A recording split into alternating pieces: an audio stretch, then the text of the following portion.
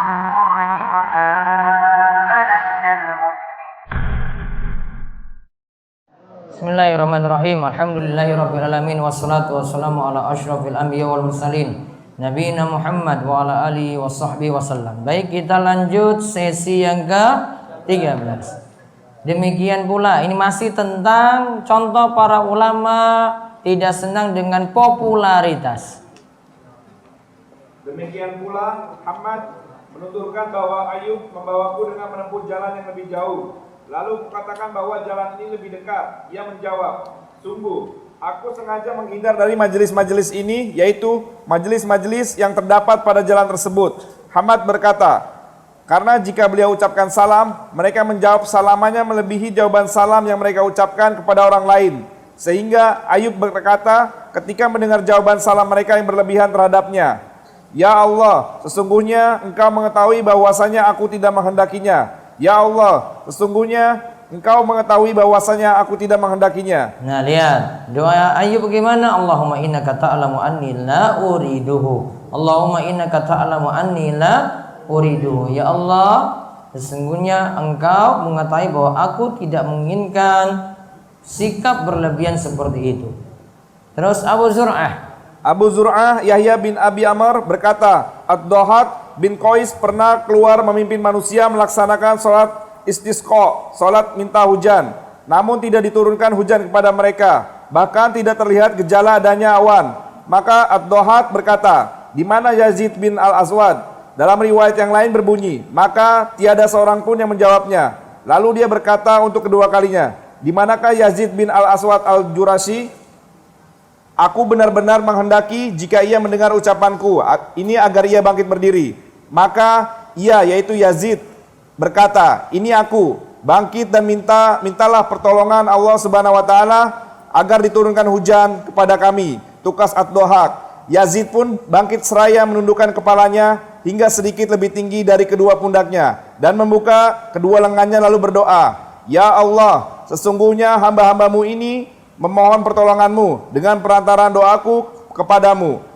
Beliau radhiyallahu anhu tidak mengucapkan doanya kecuali 3 kali.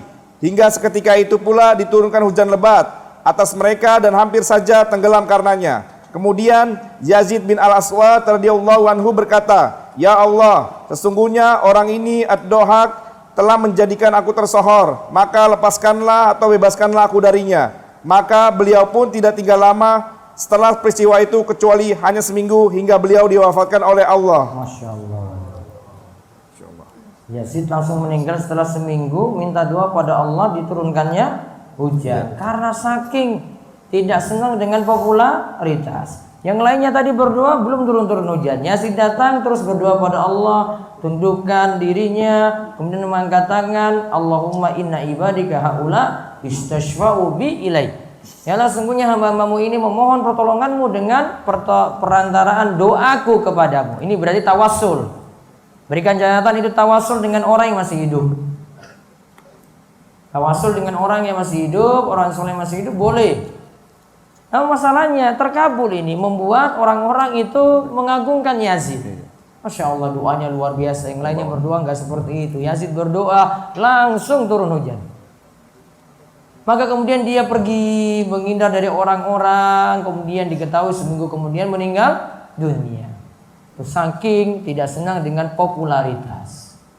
Terus adapun definisi tentang ikhlas yang paling lengkap menurut pandangan saya. Nah, sekarang sudah berapa tadi berarti?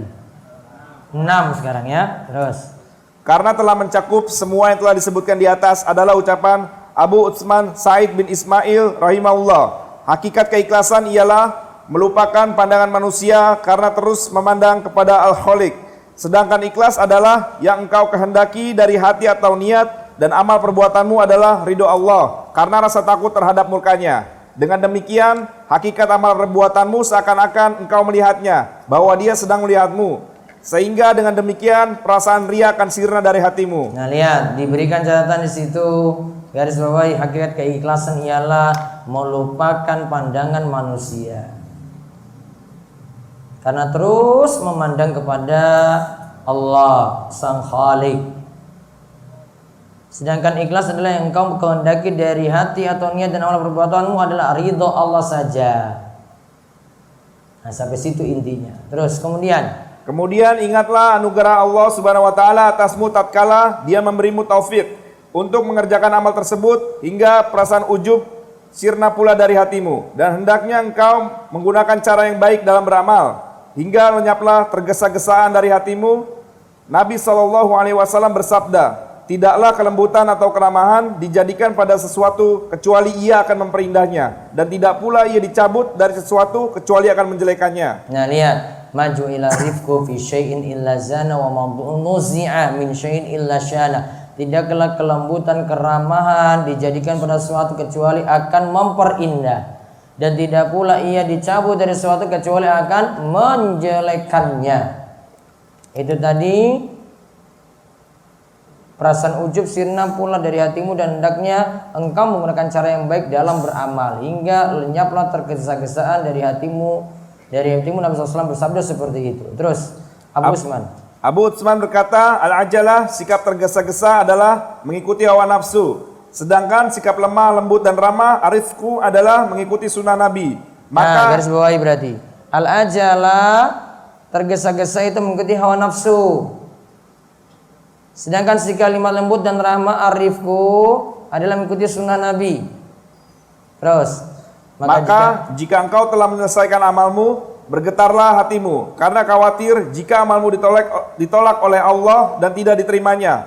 Allah Subhanahu wa taala berfirman dalam surat Al-Mu'minun ayat 60, dan orang-orang yang memberikan apa yang telah mereka berikan dengan hati yang takut, karena mereka tahu bahwa sesungguhnya mereka akan kembali kepada Rabb mereka. Nah, walladzina yu'tuna ma atau wa qulubuhum wajilah annahum ila rabbihim raji'un. Dan orang-orang yang memberikan apa yang telah mereka berikan dengan hati yang takut, karena mereka tahu bahwa sungguhnya mereka akan kembali kepada Rabb mereka. Terus maka barang siapa yang mengumpulkan atau mengamalkan keempat sifat tersebut, insya Allah dia termasuk orang yang ikhlas dalam amal perbuatan. Apa keempat sifat tadi? Takut. Apa tadi? Maka barang siapa yang mengumpulkan atau mengamalkan, itu hadis 2594. Bentar. Footnote 88. Diriwayatkan oleh Al-Baihaqi dalam kitab Asy-Syu'ab.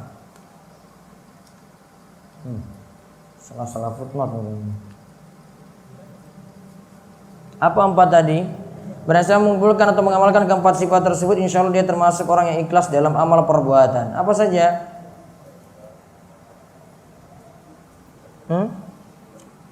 Empat sifat tadi. Nama atau qulubuhum wajilatun takut annahum ila rabbihim raji'un, dan dia itu kembali kepada Rabbnya. Apa tadi empat sifat? Disebutkan enggak oleh beliau? Pending saja dulu. Terus cobalah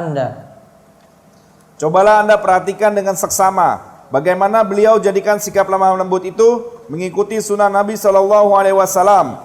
Yang demikian itu disebabkan karena naluri jiwa menghendaki beragam hal. Jika jiwa itu menghendaki sesuatu, dia akan mencarinya dengan tergesa-gesa, karena ia akan memperoleh bagian pada sikap ketergesa-gesaan itu. Dan hawa nafsu tidak akan hancur gejolaknya kecuali dengan sikap hati-hati serta penuh dengan kewaspadaan. Dengannya seseorang akan mampu mengawasi amal perbuatannya dari sudut pandang sunnah Rasul SAW, agar ia dapat menyesuaikannya dengan kebenaran, bukan dengan sudut pandang hawa nafsu. Oleh sebab itu, Ibrahim Al-Khawas berkata, sikap tergesa-gesa akan menghalangi seorang dari al-haq atau kebenaran. Ya, di garis bawahi, al-ajalatu tamna'u min isabatil haq. Ketergesa-gesaan menghalangi seorang dari menerima kebenaran.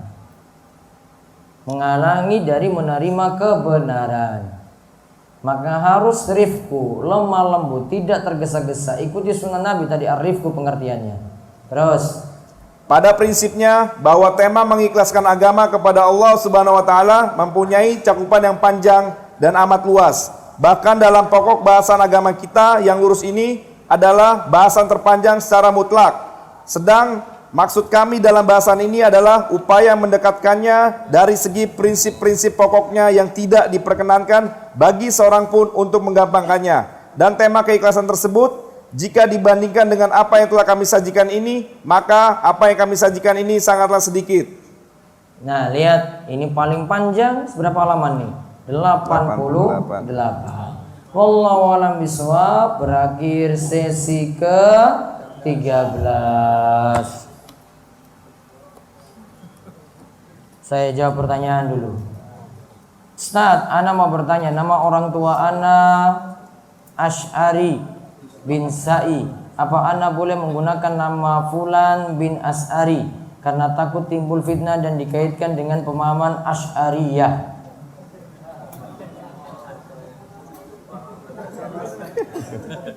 Asy'ari itu dari Abul Hasan al-Asy'ari. Itu jadi nama seorang ulama. Dia sudah berada di jalan yang lurus sebenarnya ketika dia meninggal dunia. Alhamdulillah. Ya, jadi kalau maksudnya bagus untuk nama beliau gak masalah. Wallahu a'lam. Bolehkah saya menjadi dosen ilmu hukum bukan hukum Islam? Apa ilmu hukum nanti mempelajari yang salah-salah? Kalau saya pending dulu. Jangan masukkan tradisi dalam Islam, tapi jadikan Islam sebagai tradisi. Jangan masukkan tradisi dalam Islam, berarti Islam dijaga murni. Tapi jadikan Islam sebagai tradisi. Maksudnya mungkin Islam itu yang dijadikan pegangan keseharian. Apakah memelihara jenggot dan tidak isbal hukumnya diperselisihkan oleh para ulama. Memelihara jenggot, para ulama punya bahasan.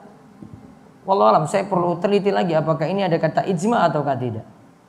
Namun yang jelas yang nanti para ulama berselisih pendapat itu tentang kalau jenggotnya lebih daripada segenggam tangan, ya boleh dipendekkan ataukah tidak.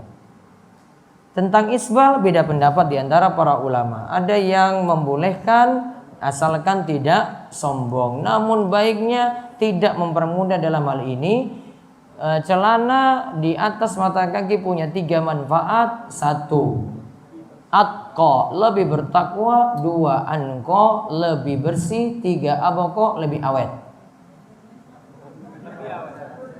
Berapa apa berarti? 3. 1 apa?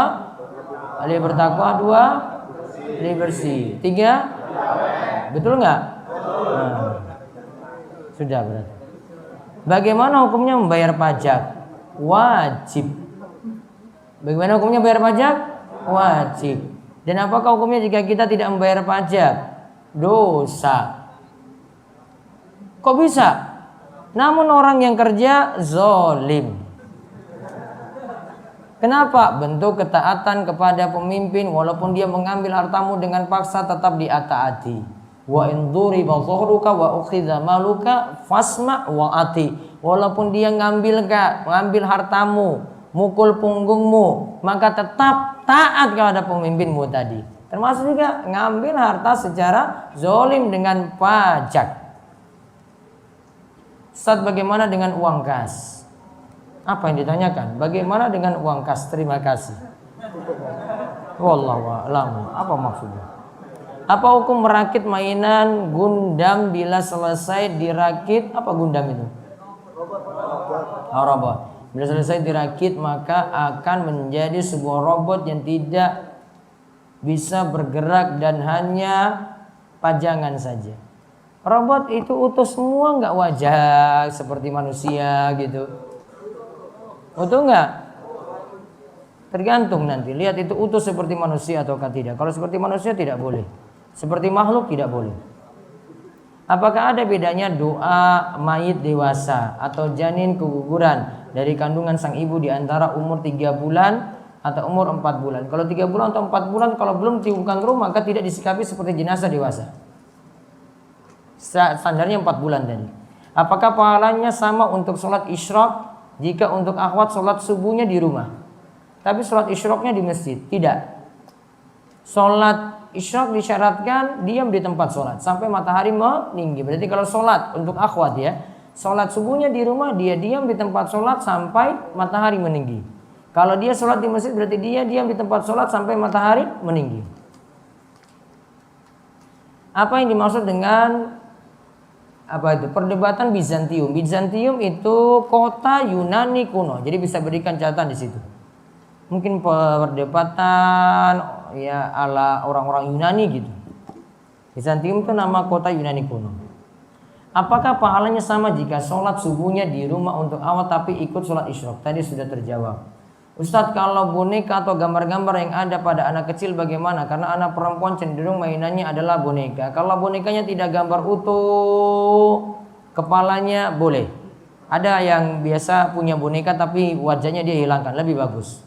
Bagaimana mendakwahi orang pintar tapi ngeyel? Apakah peserta daurah yang belum dapat kitab nanti akan dapat kitab? Mudah-mudahan dicari terus, di penerbit habis. Wallahu a'lam. Kalau nggak dapat saat ini berarti ditunda ke daurah berikutnya insya Allah. Kita sudah berusaha cari nih sampai di penerbit semuanya. Nah itulah tadi makanya sudah saya jelaskan kemarin kalau peserta dibatasin itu karena masalah kita. Maka yang baru datang kalau protes belum mendapat kitab lagi, apalagi kamu baru datang 1 hari. Yang dari awal saja belum dapat kitab. Apakah ada zakat profesi? Bagaimana haul dan nisabnya? Zakat profesi tetap bayarnya 1 tahun ketika telah mencapai haul dan nisab terpenuhi. Kenapa memperhatikan haul 1 tahun? Karena nilai uang belum stabil. Dia ada pengeluaran, ada pemasukan lagi tiap bulannya. Maka ketika itu dia keluarkan akhir tahun dari sudah mencapai nisab, nunggu hitung 1 tahun lagi baru kemudian dia keluarkan tiap tahunnya. Itu lebih bagus. Mau sedekah tiap bulan gak masalah, namun zakatnya tiap tahun saja, tahun hijriah itu yang dipakai sebagai standar. Wallahu a'lam. Demikian yang kita bahas untuk hari ini. Besok pagi habis subuh lagi baru kita lanjutkan situ Duror, pertemuan terakhir kita. Ya nanti sampai jam 6:15 insyaallah. Dan untuk malam ini tetap ada kajian seperti biasa bahasa hadis dan saya akan jawab pertanyaan-pertanyaan yang belum terjawab insya Allah dalam kertas dan bisa tanya jawab langsung juga. Ya demikian, nanti ketemu pada Isya ya jam 8 di lapangan DS seperti biasa. Ya dan kita akan lanjut lagi juga besok pagi untuk kajian kita dan tablik akbar jam 9. Kemudian jam 11 selesai dan setelah itu nanti ada penutupan, nanti dilihat timbang-timbang dulu karena akan melihat keadaan jamaah itu bubarnya bagaimana. Nanti insya Allah habis zuhur baru kita bisa penutupan langsung kemudian tutup dengan makan siang. Ya besok pagi itu menunya jangan lombok, ya, makanan favorit. Ya kan siangnya juga insya Allah. Makanya jangan pulang kalau pengen makan jangan lombok. Baik, demikian kita tutup dengan doa kafaratul majelis. Subhanakallahumma bihamdika asyhadu an la ilaha illa anta astaghfiruka wa atubu ilaik. Assalamualaikum warahmatullahi wabarakatuh.